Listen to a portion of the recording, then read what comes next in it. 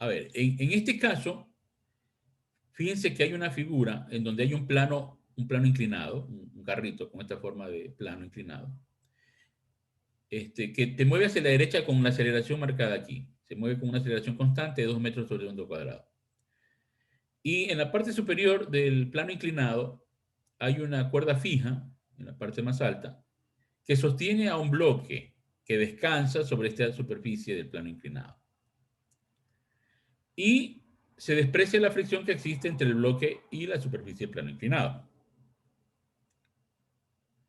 Conociendo que la masa del bloque, esta de aquí es de 5 kilogramos, que se encuentra entonces descansando, como digo, en reposo con respecto al plano inclinado, y por otro lado, moviéndose el plano inclinado con una aceleración de 2 metros en forma horizontal hacia la derecha,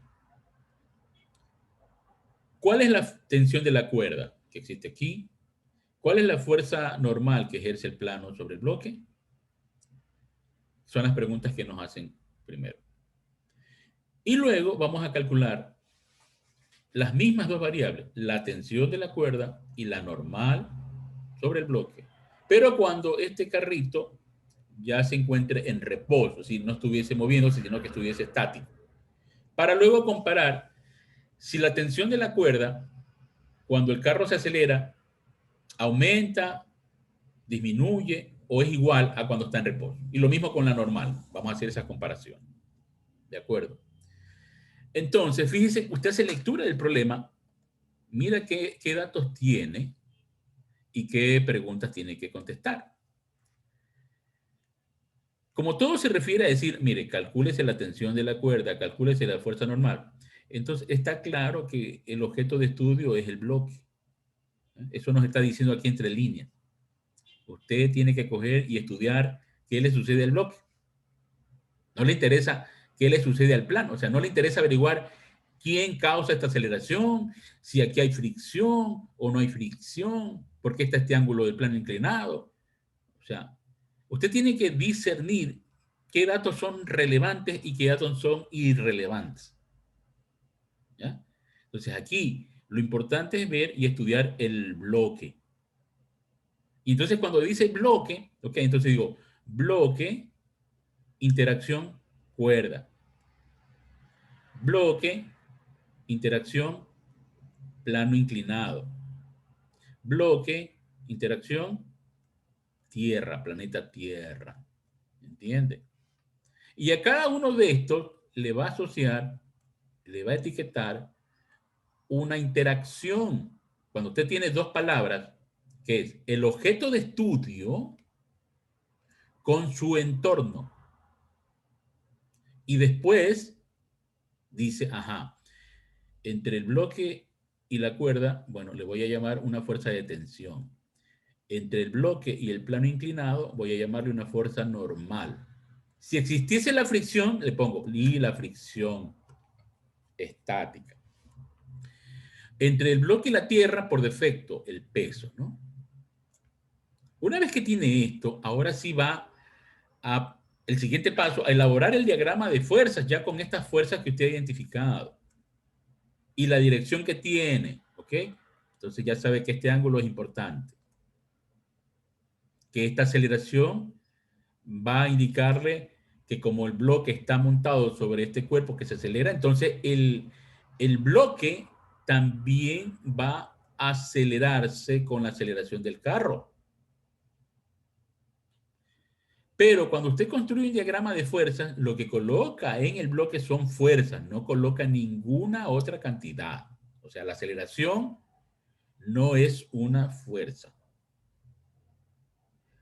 Pero antes de dibujar el diagrama de fuerza, aunque aquí no le pidan, usted tiene que hacer diagramas de fuerza, dibujarlo, aunque no le pidan, porque les he dicho, usted no puede resolver un problema sin hacer este proceso, ¿no? De identificar las interacciones, las fuerzas, de dibujar el diagrama de fuerza. Pero decía, antes de que haga eso, usted tiene que decidir, pues a ver, este problema, que lo voy a resolver por leyes de Newton, yo recuerdo que el profesor me ha dicho que estas son válidas solo para marcos de referencia inerciales. Entonces usted dice, a ver, yo voy a escoger, he decidido escoger un marco de referencia inercial. ¿Qué es un marco de referencia inercial? Bueno, es yo, si soy el observador, estoy viendo moverse este bloque, ¿desde dónde? Ah, bueno, desde un lugar tal que yo me pare y en ese sitio o estoy en reposo o estoy sobre una superficie que se está moviendo con velocidad constante. O sea, yo no puedo pararme en el plano inclinado, yo no puedo estar subido aquí si es que voy a tomar un marco de referencia inercial, pues, porque este observador es no inercial ya que está sobre un cuerpo que se acelera. Eso es lo primero que tiene que escribir en la hoja. ¿Qué observador es inercial o no inercial? Luego de eso, usted tiene que decir, a ver, yo voy a tomar un marco, un sistema de coordenadas X, Y, donde muestro positivo de X y positivo Y. Puede escoger este, o puede decir, no, yo voy a escoger uno que me facilite y no tenga que estar descomponiendo tantos vectores. Si tomo este, apenas descompongo una fuerza y no dos. O sea, ya eso es a gusto suyo. Si quiere trabajar con este sistema de coordenadas o con este otro. Usted elige, ¿de acuerdo? Entonces, esto es lo que tiene que hacer. Esto es lo que tiene que hacer bien antes de hacer el diagrama de fuerza. Por eso, no se concibe que yo vaya a ver una lección y usted me escriba por arte de magia las ecuaciones. O sea, no le voy a creer, le voy a poner cero. Entonces, usted de aquí viene haciendo estos pasos y dice, bueno, ya dicho eso, estoy claro. Escojo mi marco de referencia inercial, lo escribo aquí porque no lo he puesto, ¿no? Lo escribo, pues estoy diciendo el observador está parado en el suelo y además mi sistema de coordenadas ya lo he marcado, X y Y. Ahora sí pongo la tensión, la normal y el peso. Puede ponerle W, puede ponerle P, lo que sea. Entonces, luego, como usted ha elegido esto, dice, a ver, la normal no tengo que descomponer, ya está sobre ella. La tensión tampoco está para lo de aquí. La que tengo que descomponer es el peso. Entonces tengo el peso perpendicular a esta línea, el eje de la Y es perpendicular a esta línea del plano. Entonces este ángulo se refleja entre el peso y el eje de las Y, aquí. Entonces este es el ángulo de 30 grados. Entonces ya sé que lo que coloque aquí va a ser la componente del peso en Y. Y la otra, la que coloque acá, va a ser la componente del peso en X. ¿Ya? Entonces ya tengo yo en mi diagrama de fuerzas la normal, la tensión y las componentes X y Y del peso. Por otro lado, este es el diagrama de fuerza. Yo digo, ok, ya tengo mi... y mire lo que le voy a decir. Yo no quiero que ustedes me dibujen, y yo no sé por qué, de dónde vienen con esa forma de pensar. Dice, a ver, este es mi bloque. Ok, entonces, este es mi peso. No sé por qué me hacen esto. Esta es la normal y esta es la tensión. ¿Sí ven? Yo le pongo cero. No me hagan esto. Entonces ya están advertidos. Tiene que dibujar como lo ve. Usted está parado aquí, ¿no es cierto? Usted no tiene vida a la cabeza pues, para que lo vea como lo dibujé. Usted está como está parado ahí en marco de reflexión. Lo tiene que ver así, el cuerpo. Entonces pone la normal, la tensión, ya si ya descompuso, ya no me ponga esto si quiere, sino ponga directamente la componente del peso en Y, ¿sí? Y la componente del peso en X, y ahí está más claro su diagrama de fuerza, muy bien hecho, ¿ya? Eso es lo que quiero ver. Entonces, una vez que tiene el diagrama de fuerza, usted dice, ok, a ver, esto de aquí va a tener una aceleración, sí, pero esa aceleración marca para acá, en el eje este horizontal, así está. Pero de acuerdo a cómo usted ha cogido este sistema de coordenadas, ¿verdad? Entonces usted va a tener que encontrar la componente en X y la componente en Y. Y debe trabajar con la componente, no con este vector, sino con las componentes de este vector de aceleración en X y en Y. ¿Ya? Entonces, listo. Si se tiene eso claro, entonces empieza a decir, la componente en X va a ser A por este ángulo que es θ, por el coseno de 30. La otra componente que está pintada para el lado negativo de las Y, ¿no? Que está apuntando hacia acá, entonces negativo, menos A seno de 30. Recuerde que A, la magnitud de A, esto valía 2. El módulo de A vale 2 metros segundo cuadrado. Entonces usted ya puede encontrar las componentes de X y de Y de la aceleración. ¿Por qué? Necesita, cuando aplique las leyes de Newton, en las dimensiones X y Y, conocer esas aceleraciones, ¿no? Listo. Entonces vamos con la aplicación de la segunda ley de Newton con las fuerzas que están a lo largo del eje de las X. Entonces hay sumatoria de fuerza en X, masa por aceleración X. ¿Por qué no pone 0? O sea, es 0 si yo estuviese aquí, pues. No se mueve con respecto a este observador. Pero con respecto al que yo he elegido, el bloque se mueve con el plano, con una aceleración. Como lo estoy tomando con respecto a este eje de las X, entonces masa por esa aceleración en X. Entonces tiene tensión menos componente del peso en Y. Ya está. Igual masa por aceleración. Ahora dice, ¿cuánto vale la componente del peso en X? Bueno, ya dijimos, ¿no? La componente del peso en X es esta. Es esta la componente del peso. O sea, es el peso por el seno, ya que es el lado opuesto. Entonces tira mg seno de 30. Igual masa por aceleración en X. De ahí despeja la tensión, pasando al otro lado, entonces le queda mg seno de 30 más m ax. ¿Y cuánto dijimos que es ax? Esta cantidad. Reemplazo. Finalmente sustituye los valores, ¿no? Saca factor común la masa del bloque, que es 5 kilogramos, luego todo eso por el corchete, quedando la gravedad, seno de 30, más la magnitud de la aceleración del carrito, que es 2, por el coseno de 30, y tiene la tensión de la cuerda, cuando este carro se acelera, ¿no? Ya tenemos que calcular luego cuánto será la tensión del cable que está aquí, cuando el bloque, cuando el plano inclinado no se mueve, cuando está en reposo, y vamos a compararla. Listo. Ahora vamos a hacer la otra sumatoria de fuerzas. ¿Cuál nos falta? La de Y, pues, ¿no?